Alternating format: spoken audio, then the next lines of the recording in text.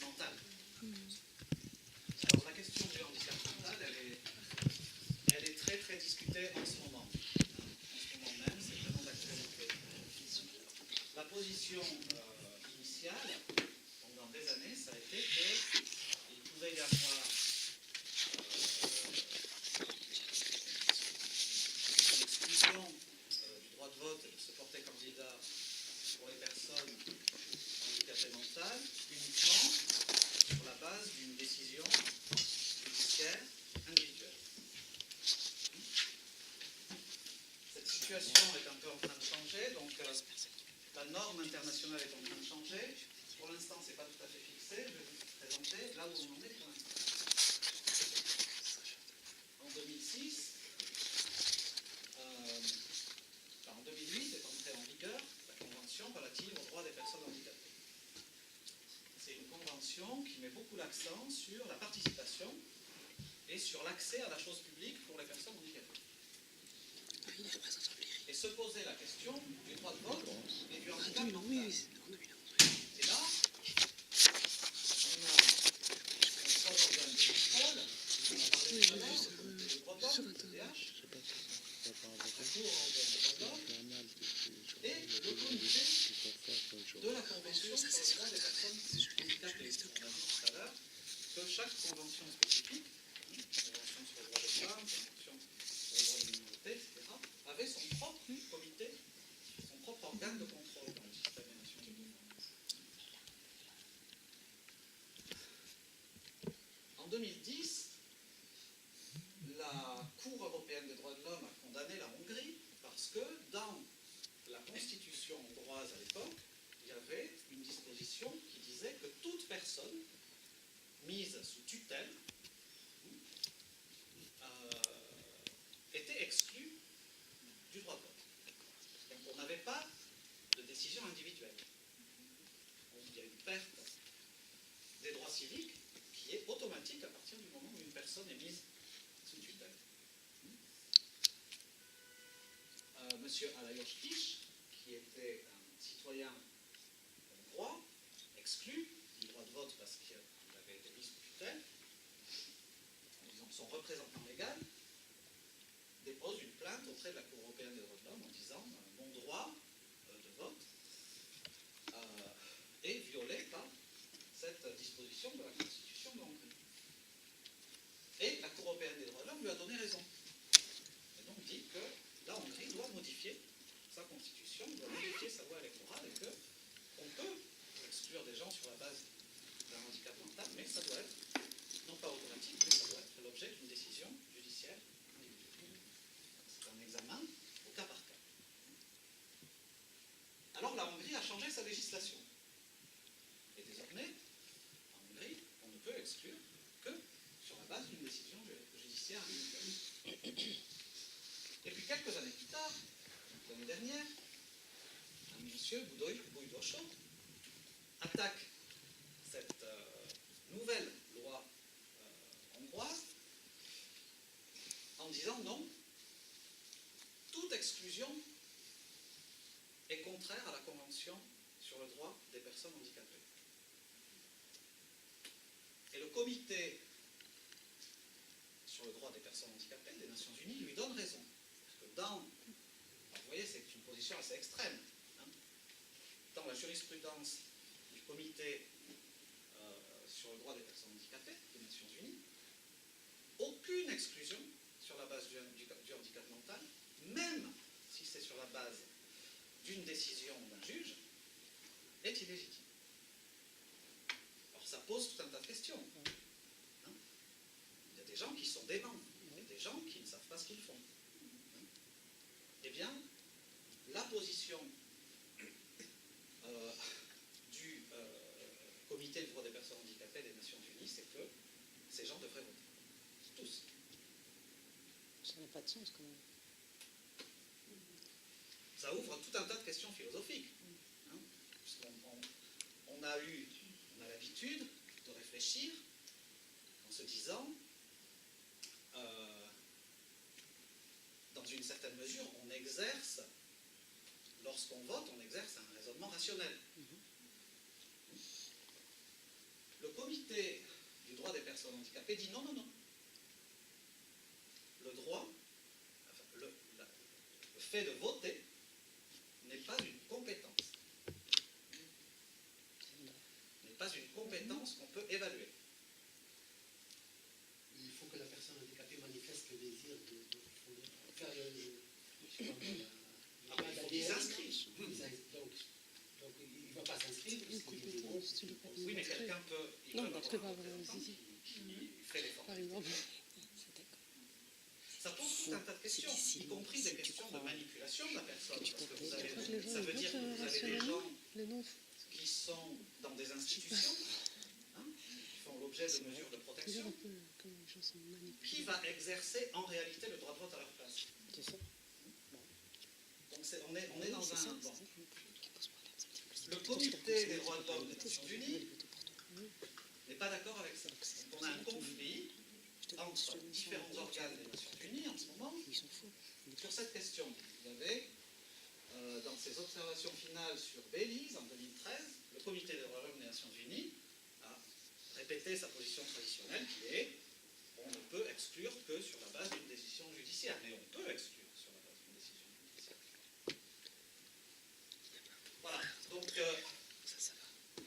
je voulais juste vous montrer que, voilà, en matière de droit international, quelquefois les choses évoluent. Hein, et des choses qu'on considérait comme impossibles se réalisent, des choses qu'on considérait comme des droits impossibles à réaliser. Voilà, on est vraiment même dans une querelle à la limite philosophique. Hein, parce que le comité sur le droit des personnes handicapées va dire, après tout, lorsque nous votons, nous tous, hein, est-ce qu'on est sûr que nous exerçons uniquement une pensée rationnelle? On a aussi des affects, on a aussi des émotions. Qu'est-ce qui détermine notre choix? Est-ce que c'est uniquement de la pensée rationnelle ou est-ce que c'est aussi nos sentiments, nos impressions, notre... Oui, c'est fascinant parce que ça ouvre des questions philosophiques, existentielles extraordinaires. Enfin bon, toujours est-il qu'on est dans cette situation pour l'instant et que voilà, il y a de grosses divergences. Cet arrêt de la Cour européenne des droits de l'homme date de 2010. Il y a une nouvelle affaire qui est examinée en ce moment, qui concerne la Bulgarie, et on se pose la question de savoir si la Cour européenne des droits de l'homme va changer sa jurisprudence. Est-ce qu'ils vont rester sur leur jurisprudence traditionnelle, qu'il faut une décision du juge, ou alors est-ce qu'ils vont aller vers la position du comité des droits des personnes handicapées et élargir ça?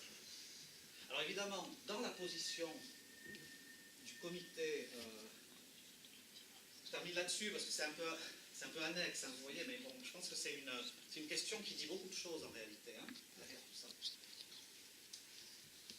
Dans l'optique du comité sur le droit des personnes handicapées des Nations Unies, même la tutelle est inacceptable. Parce qu'une personne ne devrait jamais perdre sa capacité juridique. Alors c'est intéressant parce que, comme on a vu un peu plus tôt, la Convention sur le droit des personnes handicapées a été ratifiée par beaucoup de pays, dont tous les pays de l'Union européenne. Et on se dit que beaucoup de pays ne se sont pas rendus compte, lorsqu'ils ont ratifié cette convention, de quoi ils s'engageaient. Parce que c'est une révolution pour les systèmes juridiques, si on supprime la tutelle, etc. Ça pose tout un tas de questions. Donc tout ça n'est pas encore fixé. Mais on verra tout à l'heure que je crois que dans le cas de la Tunisie, il s'agit de décisions individuelles.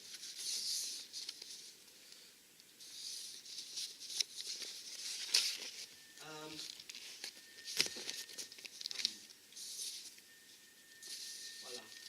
Après, on a parlé des militaires et de la police. Il y a aussi des exclusions du clergé dans certains pays.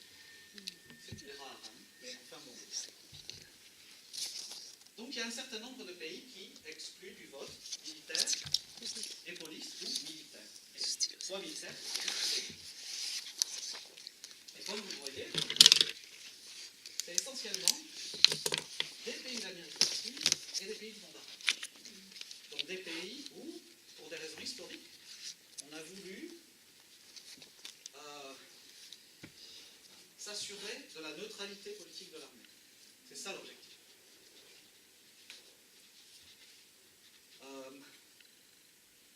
Alors ça, c'est un peu particulier, hein, parce que ce sont des pays bouddhistes. En Thaïlande, au Myanmar, au Bhoutan, les moines ne peuvent pas exercer le droit de vote. C'est leur interprétation de la séparation entre affaires politiques et affaires religieuses. Affaires spirituelles. Alors, malheureusement, il n'y a pas de jurisprudence internationale là-dessus. On peut chercher, moi j'ai jamais trouvé de décision, soit du comité des droits de l'homme des Nations Unies, soit de la Cour européenne des droits de l'homme, sur ce type d'exclusion. Donc on est un peu dans le flou.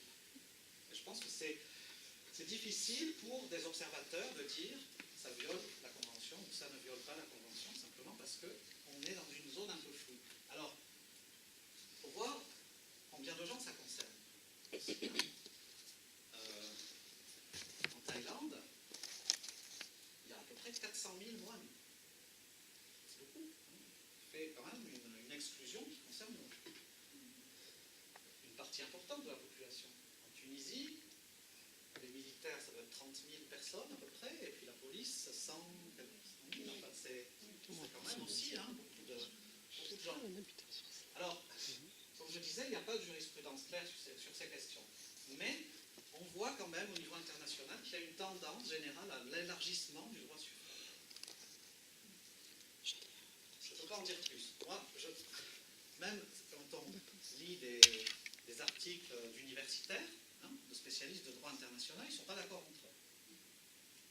Donc pour ceux qui connaissent, le grand spécialiste des droits de l'homme, Manfred Novak, un Autrichien qui est peut-être le plus grand universitaire sur ces questions, lui considère que ces exclusions sont excessives.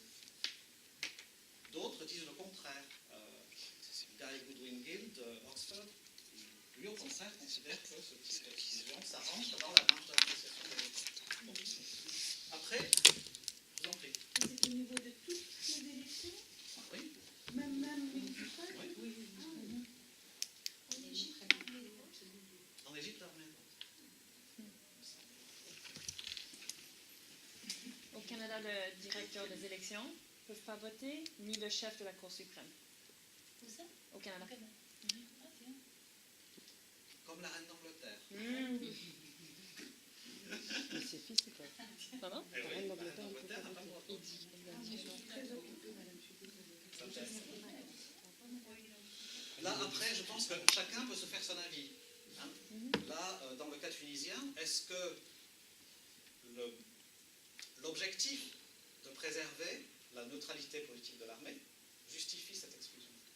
Ou est-ce qu'au contraire, ça devrait être un peu repensé et on devrait permettre aux militaires, aux policiers de voter? Parce que c'est que traditionnellement, pas mal de pays qui sont là-bas, ils ont une tradition d'avoir participé à une dictature et pourtant être politiquement impliqués et pour cela pas indiqués pour voter. Oui, tous ces pays, ce sont des pays qui ont eu des coups d'État. Des putschs. c'est pour éviter des putschs démocratiques de l'armée. Sauf la Tunisie. Il y avait un putsch en Tunisie, il n'est pas militaire, il est médical. Je ne sais pas. Moi, je vous avoue que je n'ai pas d'avis sur la question. Et si on me demande mon avis, en Tunisie, je ne le donne pas. Parce que je ne suis pas Ils vont être manipulés. certain. Est-ce que c'est pas, est-ce que c'est pas lié aussi à toutes les garanties par rapport au secret du vote? Parce que ce serait très facile d'utiliser la ligne hiérarchique militaire pour donner des consignes de vote. Ça, c'est si vous organisez le vote dans les casernes. Oui, mais donc il Imaginez. faut d'abord garantir ça avant de donner le droit de vote aux militaires. Après, il y a des modalités qui permettent.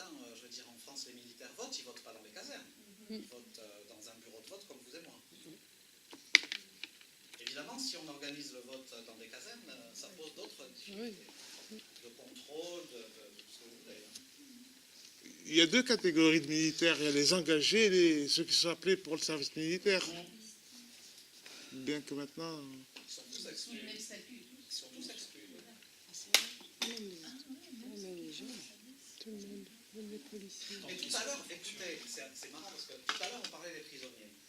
Dans les prisons, vous avez des détenus condamnés, mais vous avez aussi les gens qui sont en détention préventive avant le procès. Alors c'est intéressant parce que ces gens-là, dans une certaine mesure, on porte atteinte à la présomption d'innocence, puisqu'on leur enlève un droit, comme s'ils étaient condamnés, alors qu'ils ne sont pas condamnés. Là aussi, c'est très... Il faut regarder tous ces aspects. Alors après, on va parler un peu là, de la Tunisie. T'imagines si le secret de vote n'est pas garanti? Ton Circonstance lieutenant qui exceptionnelle. sait pour qui t'as voté, il t'a dit de voter pour X. Une catégorie particulière de gens qui sont exclus à cause de leur affiliation passée, ou à cause de leur conduite passée. Dans le cas du décret loi 35 de 2011, on a voulu exclure du droit de vote, en gros, le clan Ben Ali. Sauf que vous ne pouvez pas mettre ça dans la loi comme ça. Les gens du clan Ben Ali ne peuvent pas voter. Les Ben Ali, les Travelsi ne peuvent pas voter. Bon. Alors c'est intéressant de voir comment ça a été formulé dans la loi.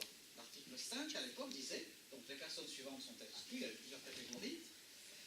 Les personnes dont les biens ont été confisqués après le 14 janvier 2011. Et je crois que c'était à peu près 130 personnes, c'est ça? Je ne sais pas qui parmi vous sait, mais pourquoi on a fait ça? Parce qu'il fallait trouver un critère objectif.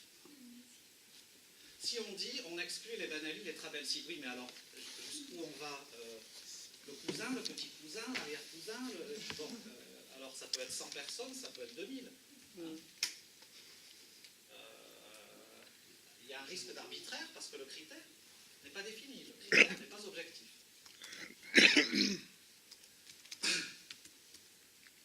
C'est d'ailleurs un point pour les juristes parmi vous, ça c'est la question de l'état de droit. La loi doit être prévisible dans ses effets. Si la loi dit on exclut les Travelsi et les Ben Ali, en réalité la loi n'est pas vraiment prévisible, puisqu'on ne sait pas jusqu'où on va exclure. Donc là, au moins, on avait un critère objectif qui était les gens dont les biens ont été confisqués après le 14 janvier 2011, et là c'était sur la base d'une décision judiciaire individuelle, donc environ 130 personnes.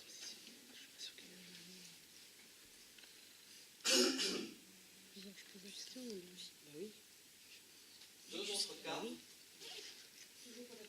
Non. Deux autres cas. Là, c'est une exclusion du droit de se porter candidat. Alors, je vais vous donner deux exemples. Madame Zdanoka contre la Lettonie, en 2006. Madame Zdanoka était membre, même cadre, de l'ancien Parti communiste en Lettonie. La loi électorale lettonne a exclu du droit de se porter candidat les gens qui avaient été cadres du Parti communiste. Sauf que cette exclusion était permanente, pas pour une durée limitée. Et là, la Cour a dit non, c'est une violation de la Convention européenne des droits de l'homme. Une telle exclusion peut être acceptable au regard du contexte historique, s'il y a menace pour l'ordre démocratique, etc. Mais l'exclusion n'aurait dû être que temporaire. C'est le cas de la Tunisie. Et c'est le cas de la Tunisie. Temporairement, ils ont exclu. Et quand on était en 2011 en Tunisie, on réfléchissait à cette question. Il y a des spécialistes des droits de l'homme, de la commission de Venise, etc., qui sont venus pour discuter avec la commission Ben Achour de ça. Et dans quelle mesure c'est acceptable d'exclure des gens. Et la position de la commission de Venise, c'était de dire c'est acceptable, dans des circonstances exceptionnelles, d'exclure ce type de personnes. Mais, d'abord, il faut un critère objectif. Il faut bien définir qui est exclu et qui n'est pas. Et puis deux, l'exclusion doit être temporaire. On ne peut pas exclure quelqu'un de l'exercice de ses droits civiques pour le reste de sa vie. Donc en gros, c'est ce qui a été fait. Bon, je vous ai donné un autre exemple là qui est en Amérique. Dans le fond d'un gros, là, supprimé, on restreint de manière que le droit, vous voyez. Concrètement, il y a eu une affaire en 2000, Eastman Matthews contre la Slovaquie, où le comité disait qu'il y a une violation dans ce cas parce que pour un même conseil municipal, il y avait des différences substantielles entre le nombre d'habitants par siège à pourvoir. Alors il y avait c'est énorme, entre 200 pour 1 à 1400 pour 1. Je crois que c'est qu'on a en Belgique avec la circonscription BHV, Bruxelles à Lille. Ah, oh, la BHV, c'est Je pense que c'est ça, hein, ils plein sont de questions complètement avec bizarres. BHV. C'est ça. On admet qu'il puisse y avoir des petites divergences, hein, mais bon, en général, on admet 10%, hein, parce que là, on voit clairement que les gens qui votent ici ont 7 fois moins de poids hein, que les autres. Donc c'est essentiellement cette question.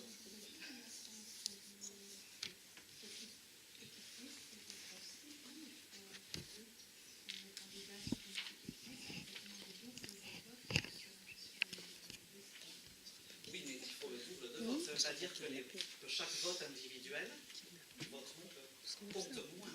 C'est ce que je veux dire. Nous échangeons contre eux. Enfin, pour avoir un élu, il faut 2 fois plus de votes sur une autre liste. Ouais, il faudrait qu'on parle des systèmes électoraux. Ici, le système proportionnel que vous avez ici, c'est donc. Vous savez, c'est le système donc, c'est-à-dire la plus forte moyenne. Le système donc, il a un effet, comment dire, il est favorable au parti qui arrive en tête. Et donc, c'est genre first past post? On a dit? Non, donc c'est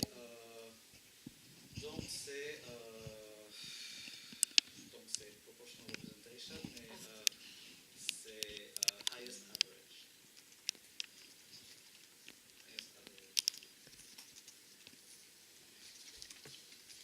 Alors tout à l'heure, on avait évoqué la liberté, hein, lorsqu'on parlait des principes. La façon dont le droit international a défini ça, cette notion, c'est l'expression libre de la volonté de l'électeur. Et quand on lit un peu la littérature académique, on se rend compte que l'expression libre de la volonté de l'électeur, ça comprend deux choses. La formation libre de la volonté de l'électeur, c'est-à-dire est-ce que l'électeur est libre dans la conception de son choix, hein, et ensuite l'expression libre de la volonté de l'électeur, c'est vraiment l'exprimer par contre. Alors on va faire un petit schéma.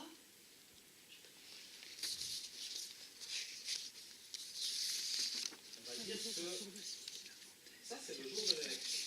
À l'entrée du bureau de vote, t'emmerder avec des flyers.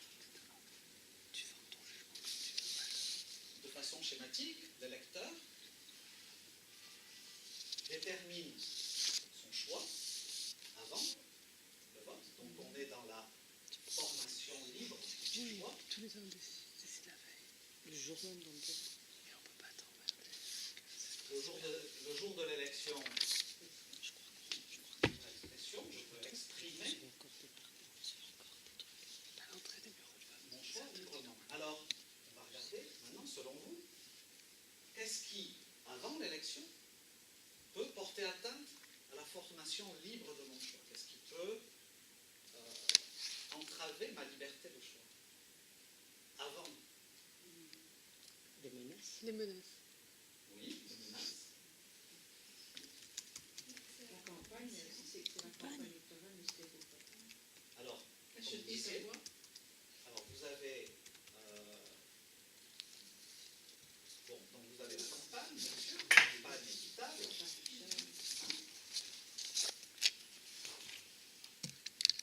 Vous avez aussi, alors ça se rapproche du jour des élections, les achats de vote. Par exemple, hein.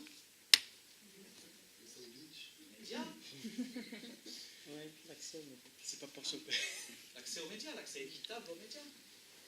Parce qu'en Russie, on peut dire que les électeurs ont des médias pluralistes pour se faire leur En opinion. Italie, Non, tout ils sont simplement. plutôt- En Italie, il ne faut pas aller loin. Hein. Restons en Europe. D'ailleurs, c'est très important ça, le pluralisme médiatique. Hein, Il y a les mosquées aussi. pour l'information. Alors, ça Il peut est être culte. Ça fait partie de l'influence de, pour un enfer et tout ça. non, mais l'influence de leaders traditionnels ou religieux. Non, même pas.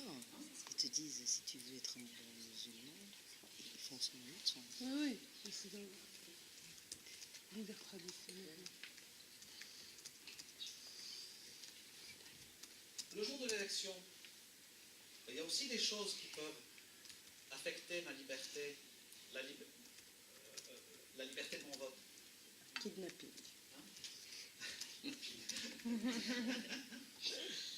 Là aussi, l'achat de vote, hein, encore une fois, hein, il peut y avoir des achats de vote pour les élections. Hein. On retrouve un peu les mêmes choses, des menaces, etc., qui peuvent avoir lieu dans le bureau de vote. Alors, bien entendu aussi la fraude, parce que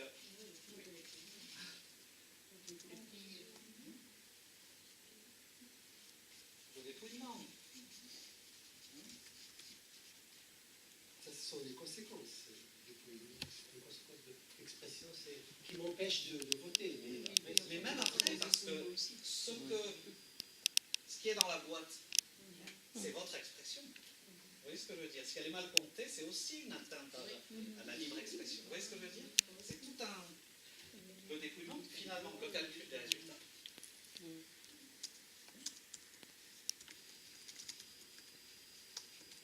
Et puis, en dernier ressort, il faut que les gens élus puissent prendre leur mandat. Il y a des pays où, dans certaines circonstances, les gens sont élus, ils ne peuvent pas prendre leur mandat parce qu'on les empêche, parce que... À Belgique, les bourgmestres qui n'ont pas été. Qui n'ont Les bourgmestres ne sont pas élus directement, soit dit en passant. C'est pas une élection directe. Tu Mais peux effectivement, voter pour ton. Alors ça, c'est vraiment tout ce que communal, mais pas pour un. des observateurs sur le terrain, des observateurs à plus long terme aussi, hein, qui observent les élections durant la campagne, etc., qui vont regarder tout ça. Est-ce que les électeurs ont la possibilité de former librement leur choix et de l'exprimer librement le jour des élections? Et est-ce que cette expression libre, elle est respectée? Là, on a toute la phase, et d'ailleurs, ça, c'est quelque chose qui est un petit peu résumé dans l'observation générale 25 des droits de l'homme. Hein. Toute immixtion dans le processus d'inscription, toute intimidation, coercition, libre de voter sans être soumise à des influences indues, coercition de quelque nature que ce soit qui pourrait fausser ou entraver la libre expression des électeurs, pouvoir se forger leur opinion en toute indépendance, sans être exposé à des violences, à des menaces, à des offres de gratification, ça c'est l'achat de vote. Puis les résultats d'élections honnêtes devraient être respectés et appliqués. Donc on a voilà, toute cette, ces deux paragraphes par lesquels le Comité des droits de l'homme définit qu'est-ce qu'on entend par la libre expression, l'expression libre de la volonté de l'électeur. Donc là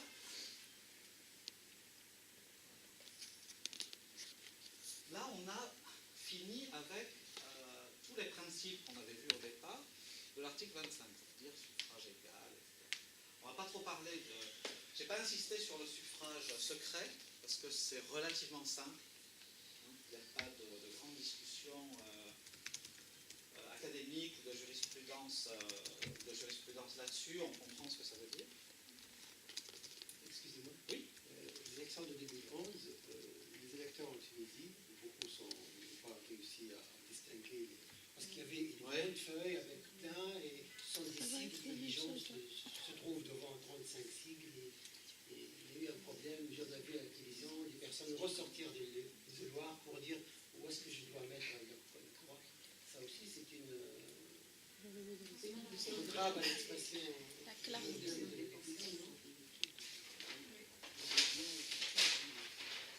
Alors le problème, c'est que si, effectivement, si la commission électorale conçoit un bulletin de vote qui est si compliqué que les électeurs ont besoin d'assistance, ont besoin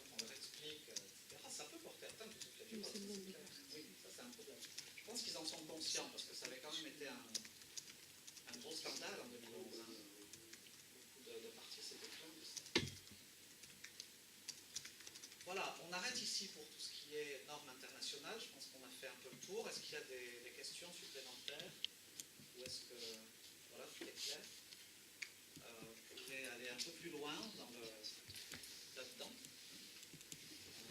Vous voulez en savoir un peu plus, mais enfin, grosso modo, ce sont les normes qu'on regarde. Donc là, on était, voilà, Juste une petite question. Vous avez donné quelques exemples de personnes qui sont allées devant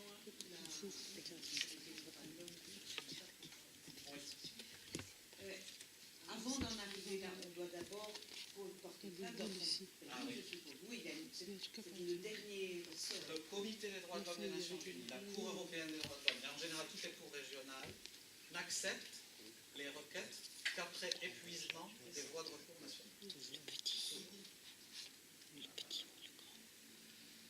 Ce qui pose un problème d'ailleurs, parce que dans certains pays, le système judiciaire empêche l'épuisement des voies de recours. Vous voyez ? En Russie, en Biélorussie, on a certains exemples comme ça, justement, de cours qui refusent de statuer ou qui font des délais artificiels. Et du coup, on ne peut pas les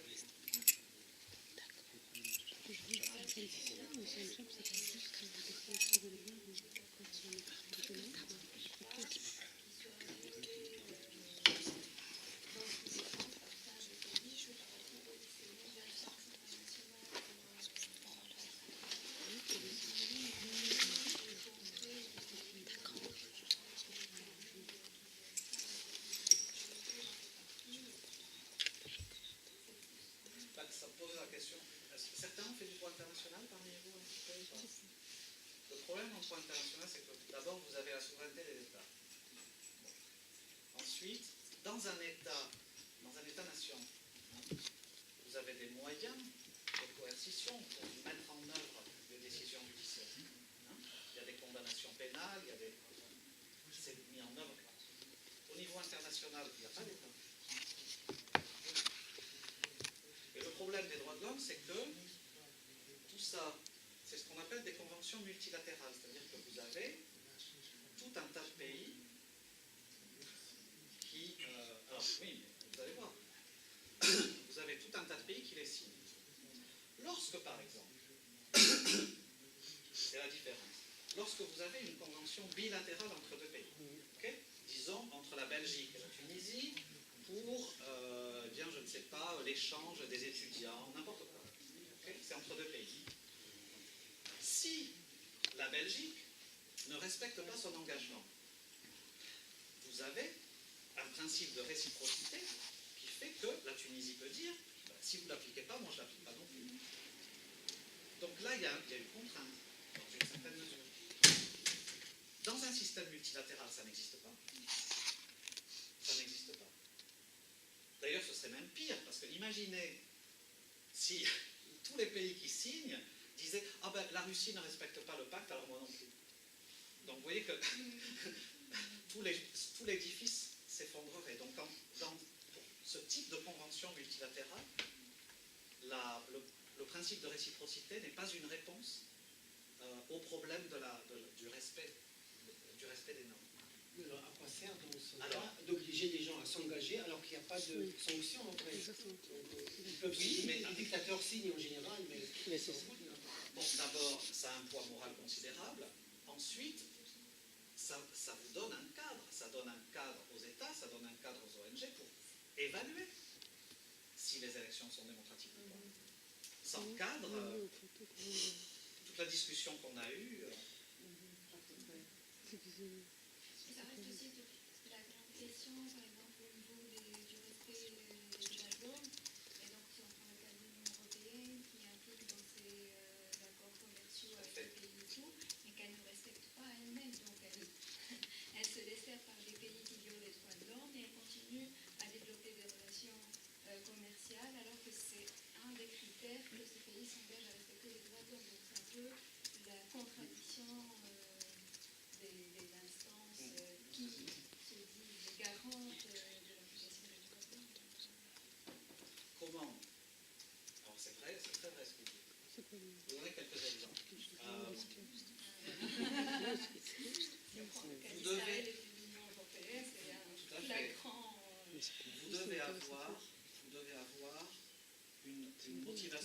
incitation. Bon. Je vais vous donner un exemple. L'Albanie, pays européen, qui a des élections qui ne sont pas trop mauvaises, mais enfin il y a quand même des problèmes. L'Albanie veut devenir membre de l'Union européenne. Donc, l'avis de l'Union européenne sur les élections albanaises, sur le respect par l'Albanie des droits de l'homme, a une importance énorme. Et le gouvernement albanais va faire tout un tas d'efforts pour respecter ces normes, parce que d'ici quelques années, ils veulent devenir membres de l'Union européenne. Il y a une carotte. Lorsque l'Union européenne négocie avec l'Indonésie, on n'a aucun poids. En plus, c'est un pays qui ne reçoit pas, pour lequel on ne donne même pas d'aide au développement. Vous voyez, il n'y a même pas cette carotte-là. Et imaginez si l'Union européenne imposait de façon coercitive le respect par l'Indonésie de ces normes. L'Indonésie dirait, mais attendez, c'est impérialiste, vous êtes colonialiste. Vous voyez toutes les questions que ça soulève? Bon, voilà, c'est pas parfait comme système. Il y a un souci. L'Ukraine, Ouais. qui avait demandé à Très bon rentrer. exemple. Mais oui, mais pendant longtemps, on demandait à ce que la personne, l'ancienne première ministre, Tymoshenko, parce qu'elle soit libérée, l'Ukraine, parce qu'elle a ce poids économique, gaz et tout. Elle disait, nous on veut rentrer, mais on fait encore ce qu'on veut. Donc c'est tout récemment, avec les changements là, qui a lieu, qu'il y a eu un retournement de situation. Autrement, je ne suis pas trop sûre que l'Union européenne aurait pu réussir Oui, mais parfois l'Union européenne aussi, aller à un elle inter. mesure. Ah bien sûr. Cet été, quand on voit ce qui s'est passé à Gaza et on ne fait rien par rapport à la Palestine, et Complètement. assez rapidement par rapport À l'Ukraine. Bien sûr, bien sûr. Oui, mais parce qu'on est impliqué directement, parce que si la Russie coupe et que ça passe par l'Ukraine, on est touché. Et donc ils ont tout intérêt. Évidemment, deux poids, deux mesures, on est tout à fait d'accord. Il y a la question du rapport de force Ouais. qui existe, hein, c'est un fait politique, le rapport de force, on ne peut ne pas aimer ça, Ce que exerce Israël, c'est le rapport de mais force. c'est le rapport de force. Les résolutions de l'ONU n'ont jamais été respectées par Israël. Il faut le dire aussi. Donc, Et dans ce cas précis, alors vous voyez, on est dans un domaine où c'est du droit, mais c'est du droit éminemment politique. C'est du droit qui est construit sur de la politique. Et même par rapport à la Tunisie, à l'époque de Ben Ali, tous les Européens savaient ce qui s'est passé en Tunisie. Et ça restait un... Ouais. Bah oui. La propagande de Ben Ali. Parce que c'était un allié privilégié. et là, ils sont dans leur intérêt. Donc, Oui, c'est l'autre chose, il y a l'intérêt. Bah Voilà, oui. c'est ça. Il y a le rapport de force. et il y a Ali au mari 2 jours avant. Hein. Ah oui. C'est flagrant. Hein. Qu'est-ce qu'il est devenu à Dubaï? Il n'y a plus à te dire cette histoire. les États-Unis, pareil. Mais bon, ce que je veux dire quand même là-dessus, c'est que le fait que on ne fait pas quelque chose partout n'invalide pas le fait qu'on puisse avoir un agenda de droits de l'homme, de promotion des droits de l'homme, là où on peut, là où il y a une volonté politique, là où le rapport de force le permet, là où nos intérêts le permettent. Ça n'invalide pas. On est dans un univers qui est imparfait. Ça, c'est très sûr. On est dans un univers qui est imparfait. Mais les choses avancent quand même. Hein. Et il y a 20 ans, le nombre de démocraties dans le monde était quand même bien plus limité. Et ça avance en partie dans ce cadre. Je vous propose qu'on fasse une pause. Et après, on va discuter du code de conduite pendant une demi-heure. Ça va? Il a oublié de